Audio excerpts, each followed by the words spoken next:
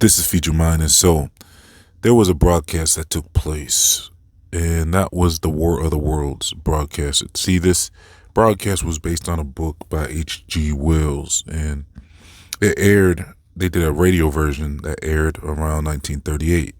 So this was about 20 years before the moon landing broadcast. So I believe what they were doing with this H.G. Wells broadcast was gauging the general public and seeing their reaction to their power of the media. You see, before this radio program, most people were reading print. This was a time when people had print newspapers, and that's where they got a lot of their information. But then the radio started taking off, and people were tuning into the radio. So I believe this War of the Worlds broadcast was an experiment by the authorities and the secret groups to figure out how powerful this media form really was. And they figured out that they had more power than ever, and people would believe what they were seeing and hearing much easier than it would be to get people to react off of reading. They saw their power was like increased dramatically with radio and audio and eventually visual. And so that's why they had the confidence to pull off, I believe, eventually they pulled off the moon landing situation based off of the data that they collected with this War of the Worlds broadcast, where the radio program came on and people started panicking. Well, most people heard about this. Whether you looked into it or not, most people have heard about this. But now, when you look into this information, people will try to downplay the reaction and act like, oh, no, it wasn't that dramatic of a reaction.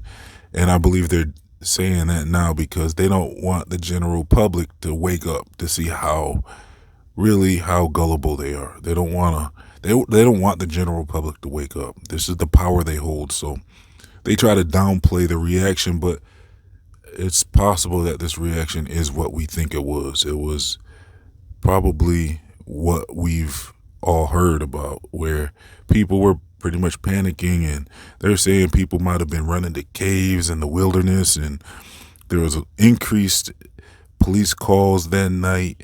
People were concerned because the radio broadcast came on, and they even had an interruption where it was like,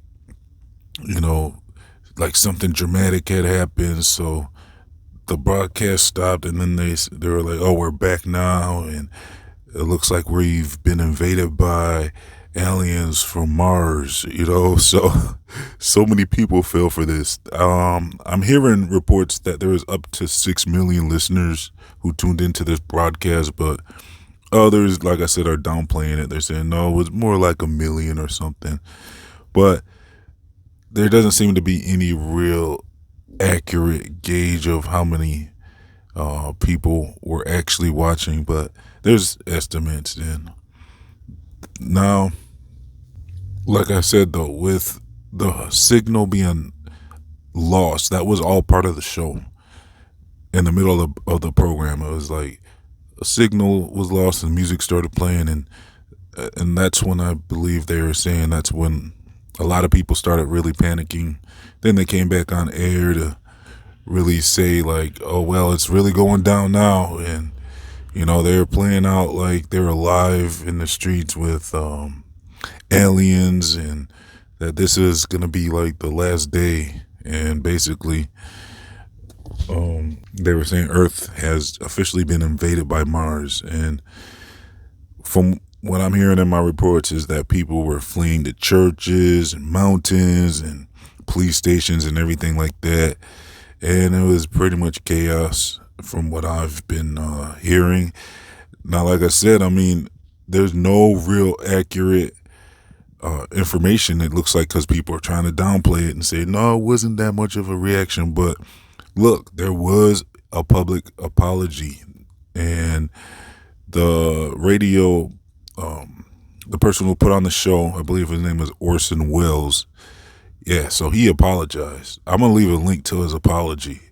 It seemed like a big deal. I mean, it was all out press conference where he had to go on the broadcast, and this was a televised broadcast, so we see that there was TVs around. I guess it's just that it was kind of a new product, I guess, at the time where people were still largely tuning into the radio for their shows and their entertainment.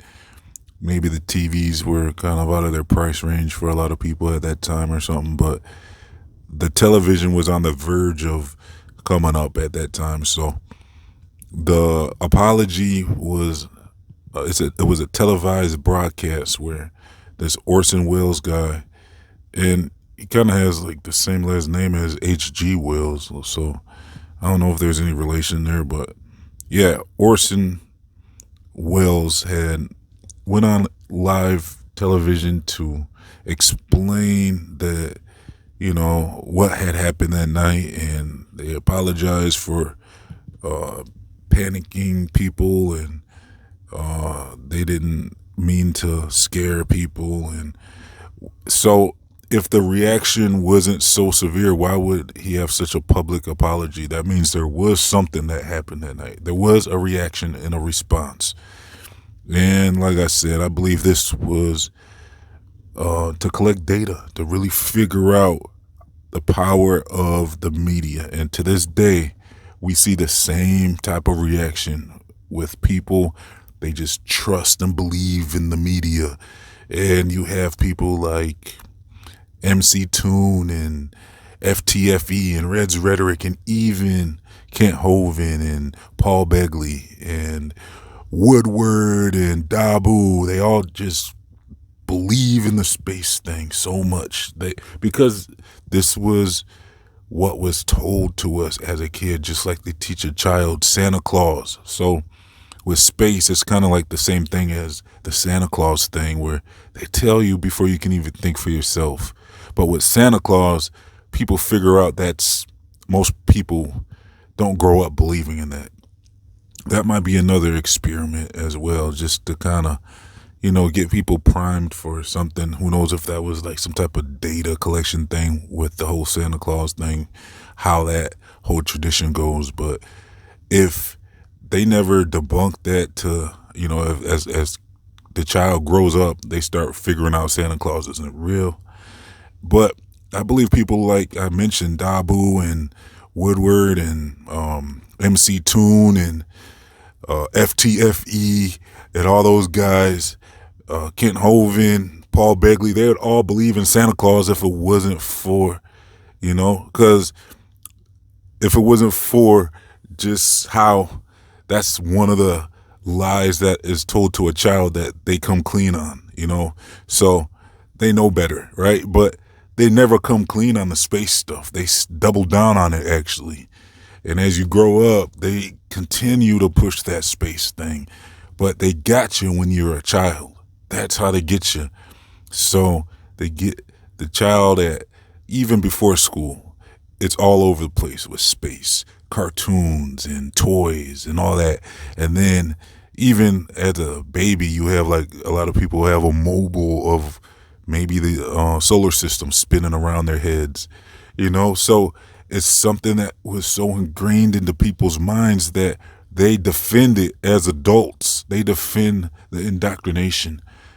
It's like they're defending their masters, like this is true. They believe this is true. What I was told, because I was told this as an infant, I was 1 month old with a heliocentric solar system spinning around my head. So it must be true.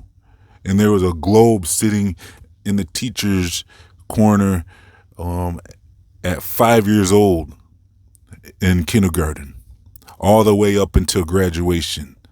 So yes, the globe is real, they think, because they were shown that was real, and they could not pass that class if they didn't believe in that globe and know every single planet by heart.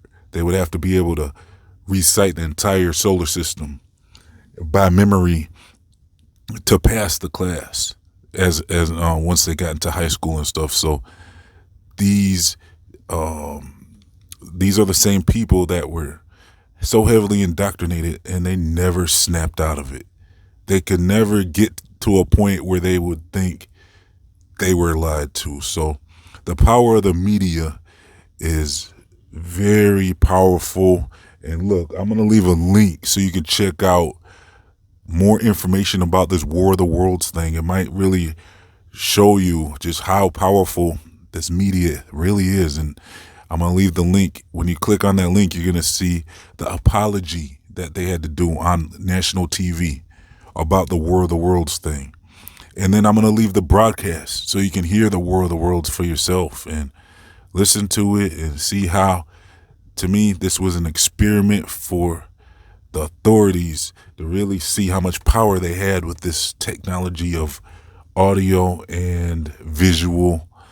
And they really got their data and were able to figure out how much power they had over the general public and how smart the general public really was. Like, they just trust and cling on to every word they're told. They want to trust man.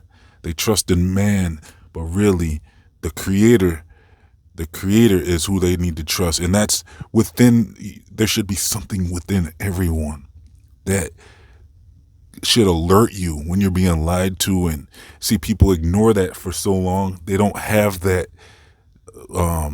It's like they don't have that inside of them anymore. It has something to do with the conscious. If you go to my Feed Your Mind 3 channel, we cover this in detail, where there's something inside of people that has to do with intuition and conscious. And I'm talking about the conscious where right and wrong, something that alerts us to things, sixth sense or whatever you call it. It's something, a spiritual side of us that should know better than to be lied to. But no, people ignored it for so long, and they've been led astray by the mass media and the people in charge, like the authorities, and they just need to trust mankind because mankind would never lie to them. They feel like, and so this is the condition of the general public.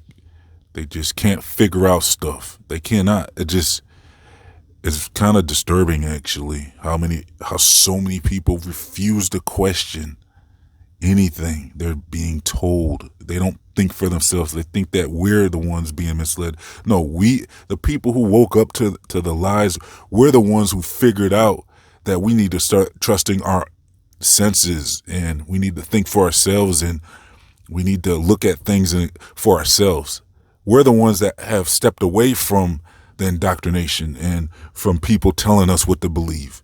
And we trust that we can believe what we see and what we feel, and it's not always like something that we read in a book or that we are told in school. It's not always something like that when it comes to knowledge. No, sometimes we just know things. Sometimes we know things because we trust that we are a creation, and God dwells within us. The Creator dwells within us. So we trust that we can decipher things, and we can trust the Creator. The Creator is trying to alert us to things, and we don't ignore that because we know this is a intelligently created world that we live in. We have proof of that now. So if this world is intelligently created, that means we are intelligently created. So look, like I said, I'm going to leave links in the comment section so you can check out the War of the Worlds and the apology that came after. Also, I'm going to leave links to my social media, my other channels, my free email newsletters, and much more. I'm also accepting $1 donations, or if you have more, I'll accept that as well. If you want to help keep Feed Your Mind online, we see the proof now that they are hiding channels, and with the whole Twitter thing, we can see what's really going on with the channels that speak the truth. So your support, your listener support, is what's going to keep channels like this alive and active. So thanks for tuning in. Thanks for your support. All links are in the comment section and description box. Please like, comment, share, and subscribe. This has been Feed Your Mind signing off.